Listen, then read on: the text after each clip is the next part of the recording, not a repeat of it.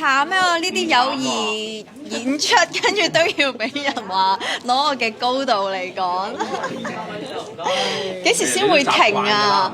唔係啊，都10年啦，都已經講咗身高10年啦。我想講下其他嘢咯，我都有啲悶啊。會嬲啊！即係冇試過真係俾人講個高度講到真係有少少嬲啊！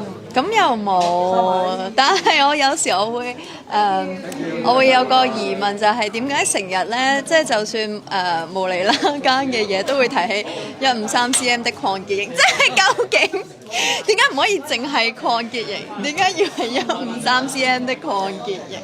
呢個你特色嚟啊嘛！你大家記起你唔已經大家都知㗎啦，所以我希望大家下次寫我嘅名唔需要睇我嘅高度，多謝。